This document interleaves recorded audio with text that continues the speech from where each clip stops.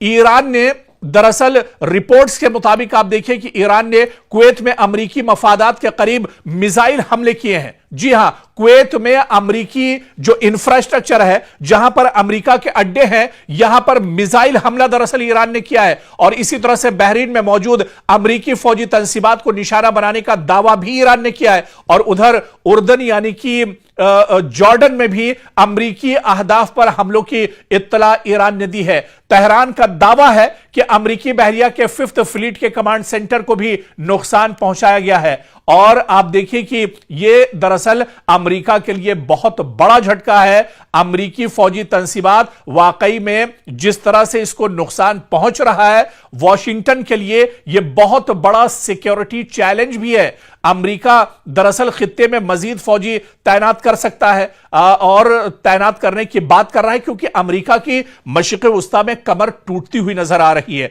अपने फजाई और मिसाइल दिफा को अमेरिका दरअसल मजबूत बनाने की बात कर रहा है, लेकिन ईरान पर आप देखिए कि ये कोई फर्क नहीं पड़ रहा है। ईरान लगातार अटैक कर रहा है और ईरान का यह कहना है कि पहले हमला दरअसल हमने नहीं किया है, यह गलती दरअसल अमेरिका ने की है और उसे गलती का खमियाजा भुगतना पड़ेगा। और यही वजह है कि पूरे मशरिक़ वस्ता में अब ईरान अमेरिका को दौड़ा दौड़ा कर एक तरह से पीट रहा है। अमेरिकी जो तंसीबात हैं, अमेरिकी जो इंफ्रास्ट्रक्चर है, अमेरिका के जो एयरबेस हैं, अमेरिका के जो सिफारत खाने हैं, अमेरिका के जहां जहां अड्डे हैं, वहां पर लगातार अब ईरान एक तरह से टारगेट कर रहा है और उन्हें निशाना बना रहा है, उन्हें नेस्तो नाबूद कर रहा है और उन्हें खत्म किया जा रहा है। क्योंकि ईरान को पता है कि मशरिक़ वस्ता में अगर अमेरिका की कमर टूट गई तो फिर अमेरिका कहीं का नहीं रहेगा, क्योंकि वॉशिंगटन से बैठकर या पेंटागन से डायरेक्ट अमेरिका दरअसल ईरान पर हमले नहीं कर सकता है। उसे दरअसल मशरिक़ वस्ता के जो पिट्ठू ममालिक हैं,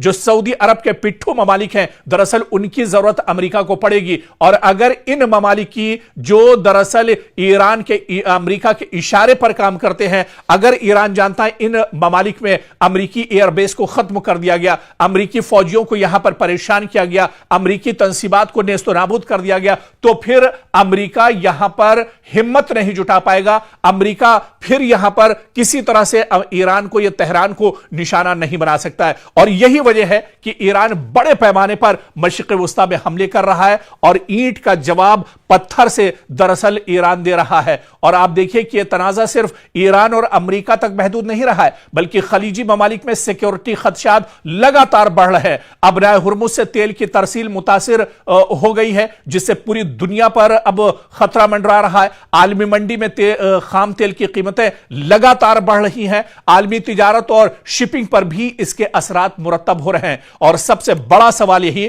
कि अगर दोनों ममालिक इसी अंदाज में एक दूसरे पर हमले जारी रखते हैं तो ये दरअसल एक बार फिर से मशरिक़ वस्ता में एक वसी इलाकाई जंग एक तरह से जो अपना दायरा है उसे और ज्यादा बढ़ा सकता है। लेकिन हालिया दिनों जिस तरह से 2 दिन पहले कुवैत के अंदर अमरीकी फौजियों को निशाना बनाया है, ईरान ने 6 अमरीकी फौजियों को मौत के घाट उतारा है, यह बिल्कुल सही आप सुन रहे हैं। आप गूगल कर लीजिए, सोशल मीडिया पर जाकर देख लीजिए, टीवी की रिपोर्ट्स आप देख लीजिए उठाकर, और 6 अमरीकी फौजी हैं जिन्हें मौत के घाट उतारा गया है। दरअसल ईरान ने पूरी हिकमत अमली के साथ पूरा एक पॉलिसी के तहत यह बड़ा हमला कुवैत में किया था, जहां पर 6 अमेरिका के फौजियों को मौत के घाट उतार दिया है। ईरानी हमले में 6 अमेरिकी फौजियों की हलाकत हुई है और बच जाने वाले जो अहलकार हैं, इस हमले में जो खुशकिस्मत थे अमेरिकी फौजी जो बच गए हैं,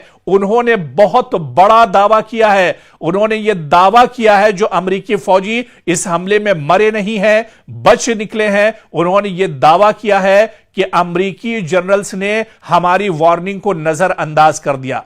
क्योंकि आप इसको समझिए, जंग सिर्फ मैदान में नहीं लड़ी जाती, बल्कि कई बार फैसलों की मेज पर होने वाली एक गलती भी कीमती जानों का सबब बन जाती है। ईरानी हमले में 6 अमरीकी फौजियों की हलाकत के बाद अब ऐसे इंकिशाफात सामने आ रहे हैं जिन्होंने अमरीकी फौजी क़यादत पर संगीन सवालात खड़े कर दिए हैं। हमले में बच जाने वाले बाज फौजियों का दावा है कि उन्होंने पहले ही मुमकिना खतरे से मुताल्लिका अपने आला हुकाम को आगाह किया था, लेकिन उनकी वार्निंग पर बरवक्त तवज्जो नहीं दी गई। और आप देखिए कि अगर यह दावा जो खुद अमरीकी फौजी कर रहे हैं, अगर ये दुरुस्त साबित होते हैं तो मामला सिर्फ एक फौजी हमले तक महदूद नहीं रहेगा, बल्कि अमरीकी फौज के फैसला साजी के निजाम, इंटेलिजेंस के इस्तेमाल और कमांड इंफ्रास्ट्रक्चर पर भी बहुत बड़े सवाल उठेंगे। क्योंकि रिपोर्ट्स के मुताबिक हमले से पहले कुछ फौजियों ने इलाके में बढ़ते हुए खतरात, मुमकिना मिसाइल या ड्रोन हमले और हिफाजती इंतजामात की कमजोरी से मुतालिक खदशात जाहिर किए थे। इनका कहना है कि इन इत्तलात के बावजूद मुनासिब हिफाजती जो सिक्योरिटी इंतजामात नहीं किए गए, जिसके बाद हमला हुआ। ईरान की तरफ से बहुत बड़ा अटैक किया गया और 6 अमरीकी फौजी इस हमले में मार दिए गए। और आप देखिए कि अमरीकी फौज के अंदर ही अब एक तरह से खलफिशार सा पैदा हो गया है। अमरीकी फौजी अब डर का शिकार हो गए हैं, क्योंकि जिस तरह से अमरीकी फौजियों को ईरान ने टारगेट किया है, इससे फौज के अंदर अंदरूनी तहकीकात का दायरा वसी हो गया है। आला फौजी अफसरान की जिम्मेदारी और जवाबदेही पर अब वहां पर सवाल उठ रहे हैं और मुस्तकबिल में अमरीकी फौजी अड्डों की सिक्योरिटी पॉलिसी में तब्दीली भी अब अमरीका एक तरह से कर सकता है।